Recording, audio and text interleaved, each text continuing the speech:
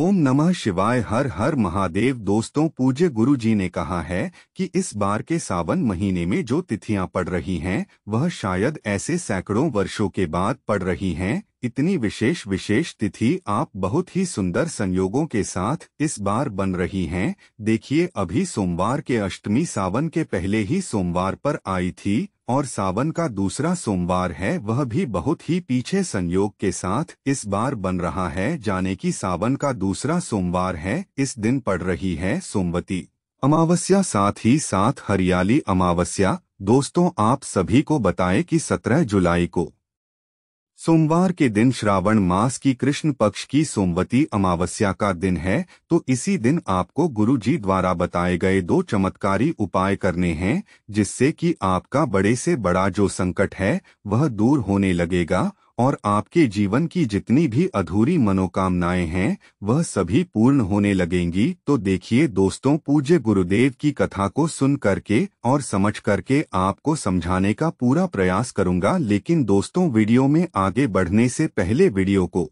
Like करें और यदि आप भगवान शिव के अनंत भक्त हैं तो हमारे चैनल को सब्सक्राइब जरूर करें। देखिए, आज के इस वीडियो में हम आपको 2 उपाय बताएंगे। दोनों ही उपाय आपको भी सही करने हैं और यह दोनों उपाय ही आपके जीवन से सारी समस्याओं को दूर करने वाले हैं। देखिए, यदि आपको किसी भी प्रकार की समस्या हो, चाहे आपकी नौकरी नहीं लग पा रही हो, चाहे आपका जो व्यापार है वह अच्छे से नहीं चल पा रहा हो, चाहे आपके घर में धन से जुड़ी समस्या आने की आर्थिक समस्या बहुत अधिक उत्पन्न हो रही हो, तो वह सभी समस्याएं इस उपाय के माध्यम से दूर होगी। साथ ही साथ यदि आपकी बच्चे जो हैं पढ़ाई लिखाई में कमजोर है तो माताएं भी अपने पुत्र के उज्जवल भविष्य के लिए ये उपाय कर सकती हैं। देखिए, गुरु जी ने कहा है कि यह जो उपाय हैं विशेषकर आपको सोमवती अमावस्या के दिन ही करना है। जो उपाय आप सुबह से लेकर के शाम तक किसी भी समय कर सकते हैं।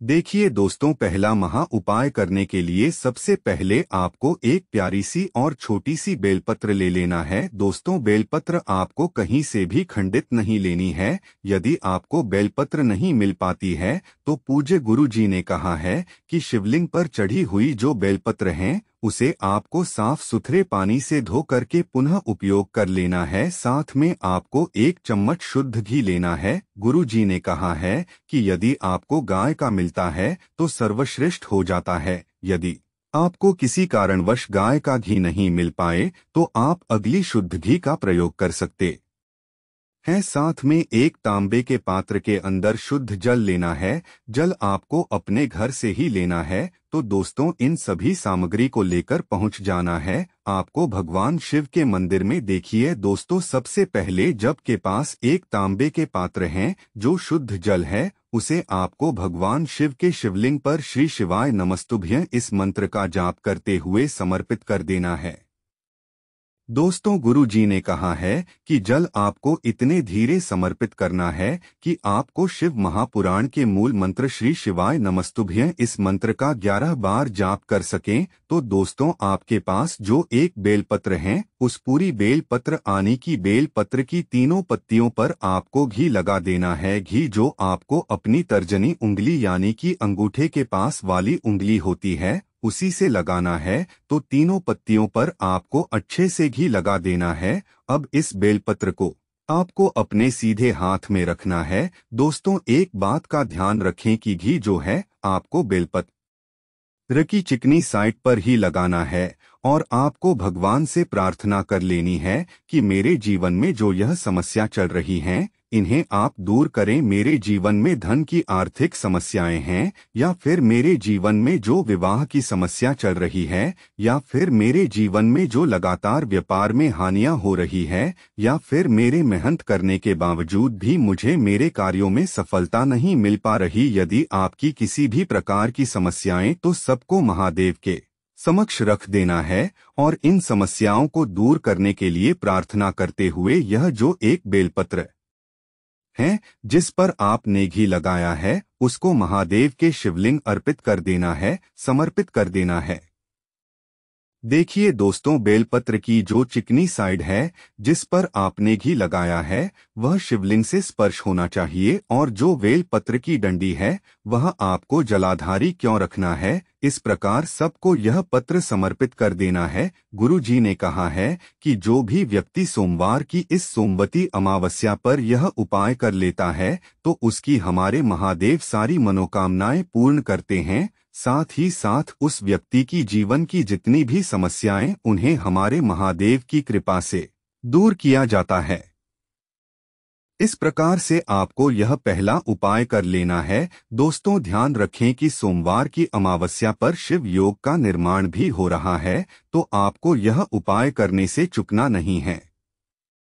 अब देखिए दोस्तों, दूसरा जो उपाय है उसे करने के लिए भी आपको एक प्यारी सी बेलपत्र लेनी है। बेलपत्र आपको खंडित नहीं लेनी है। साथ में को 1 चम्मच शुद्ध घी गाय का लेना है, और साथ में कुछ तांबे के पात्र के अंदर अपने घर से शुद्ध जल लेना है। इसी के साथ आपको थोड़ा सा लाल चंदन भी लेना है। गुरु जी ने कहा है कि लाल चंदन यदि आपको लकड़ी के रूप में प्राप्त होता तो सर्वश्रेष्ठ होता है, नहीं तो आप लाल चंदन किसी भी पूजन सामग्री की दुकान से आसानी से प्राप्त कर सकते हैं। लेकिन दोस्तों इन सभी सामग्रियों को लेकर के आपको पहुंच जाना है आपको भगवान शिव के मंदिर में। सबसे पहले जो तांबे के पात्र के अंदर जो शुद्ध जल है उसे आपको धीरे धीरे भगवान शिव के शिवलिंग समर्पित कर देना है। श्री शिवाय नमस्तुभ्यं इस मंत्र का जाप करते हुए हैं। इस उपाय को विशेषकर माता अशोक सुंदरी वाला उपाय होने वाला है,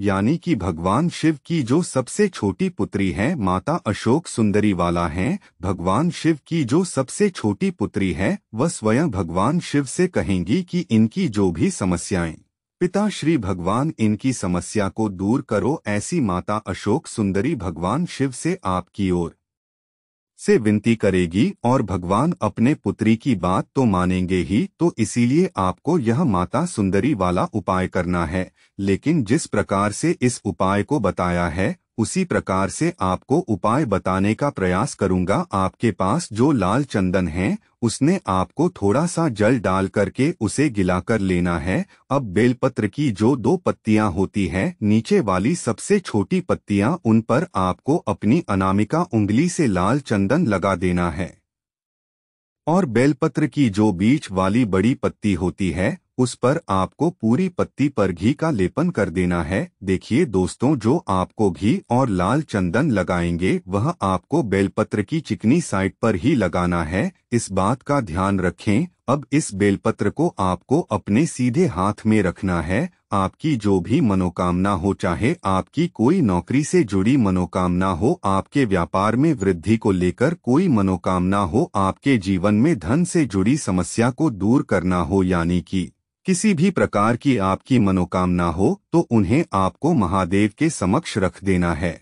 और यह जो बेलपत्र है आपको माता अशोक सुंदरी वाले स्थान पर समर्पित कर देना है।